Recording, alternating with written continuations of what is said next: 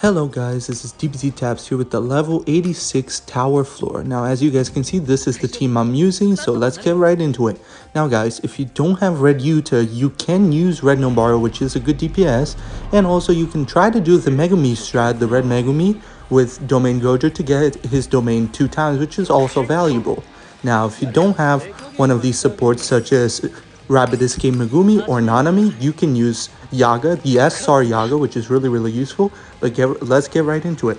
So guys, what kills us here, what's very difficult in this mission is how many turns they give us, because I don't think any of my characters will die since Yuta has the reviving recollection bit, and also Mahito also gets health buffs and all that, and so does Red Megumi from Yuta and also from Red Yuta for Nanami as well, which is unfortunate, but we probably don't die with any character except for Domain Gojo, which does leave after a while, which is unfortunate, but we have to account for that. So I put on the recollection bit that when he leaves the battlefield, we will get buffed, which is really good.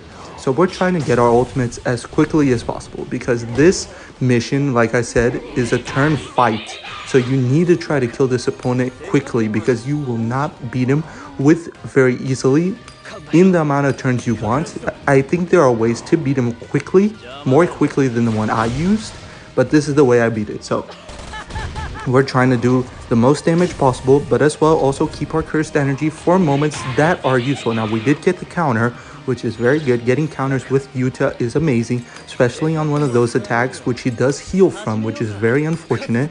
We're going for Idol Transfiguration here with Mahito, okay. And we want to save our buffs as well for Rapid Escape Megumi. We try to get as much cursed energy on him as possible. He needs a lot of it because he's our main supporter. And we try to also keep cursed energy for him so he can support us in the better times, which is after Domain Gojo uses his domain. But guys, okay, let's get right into it. Since we're close, I think we're going to start debuffing him and start buffing ourselves with Rapid Escape Megumi, and then we're going to use the domain as quickly as possible. We did get the Black Flash that we use with Red Mahito, which does debuff the opponent and also buffs Mahito, which is an amazing ability.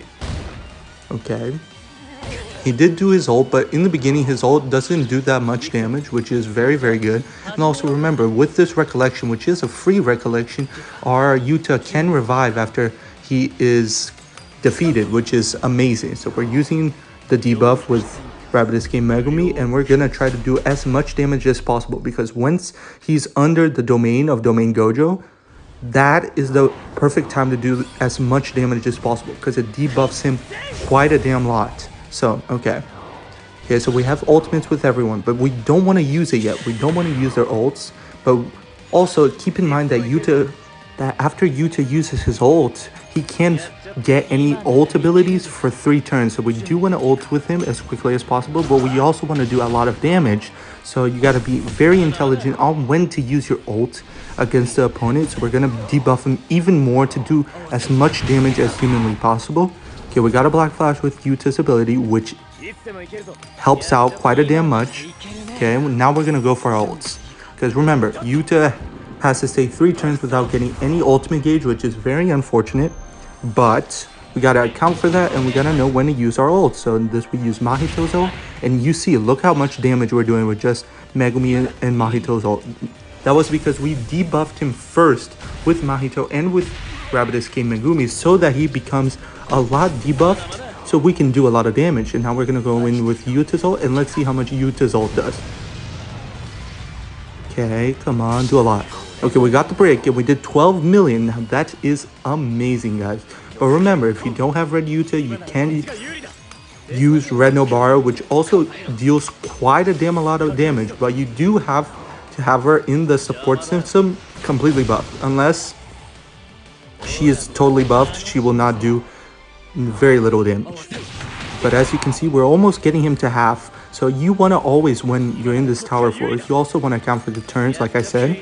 So what I do to also keep in check if I'm doing well in a tower floor is if it's to 15 turns out of 30, if I already got him to half or below half health. So when it gets to 15 turns, you got to know that if you're in half health, then you're doing well. And if you have him less than half health, then you're doing really, really good. So keep that in mind, guys, because that is a very good way to know if you are doing well in the specific fight or floor that you are trying. Okay, so we're continuing to buff ourselves. Okay, we're also trying to get another break with Mahito, because that ability does a lot of damage to his break gauge, which is very, very helpful. He did heal off of us and also used his buffing up his defense, which is very bad. It's not good, but it's not the end of the world. We can account for this and still deal a lot of damage, even though he just boosted his defense, and that's going to slow our damage by 50%, which is not good, but it's not the worst. Okay, so he is attacking a lot of Mahito, which is good. We want him to attack Mahito and not one of our supports. The main characters we want to try to keep alive are Rabbid Escape, Megumi, and Nanami, because without either of them, if you lose one of them, you are not going to do enough damage to beat this level. It doesn't matter what you do, you won't have enough damage. At least I won't if I lose them. So thankfully we had the guard there, but he did steal heal, which is very unfortunate. We're going with Mahito's ult to do quite a bit amount of damage. Like I said, you want to be at half health or less than half health, because that is the best moment that you can be like, okay, I'm doing good against this opponent in this tower floor. Because we only have 30 turns, and if you don't beat it in 30 turns, you lose, which is very unfortunate. Okay, he's doing his ult. It does do quite a bit of damage, but in the beginning parts, it's not a big deal. Okay, we're going with another debuff with Megumi, so that we can try to get Nanami's ult and Megumi's ult to go at the same time, so that you can get a buff and also get more ultimate gauge for the characters who are not ulting, which is very, very helpful. Okay, doing a lot of damage with Yuta, that is very helpful. Okay, come on. He is attacking Mahito, but Mahito is kind of a tank, so we're fine with him attacking Mahito. It's not the end of the world, even though Mahito is already at half health. He's still okay, and I know he's okay. Doing quite a bit of damage with Nanami and Rabbid Escape Megumi, which is helpful. They don't do a lot of damage, but their debuffs and also the extra damage is always helpful, no matter which stage you're doing. Okay, 5 million, that's good. That's really good. Okay, Mahito. We're going to try to go for the break, so then after the break we can ult. That's our plan, because we do a lot more damage after the break, which I think everyone knows, but still it's very good to keep in mind that sometimes it's better to wait for the break to do your ults than ulting right away, even though Yuta has that 3 turn that he doesn't get ultimate gauge, which is very unfortunate. I think that's one of the bad things about this Yuta. The blue Yuta does not have that problem, so that's why the blue Yuta I think is kind of superior to the red Yuta, but they're both good.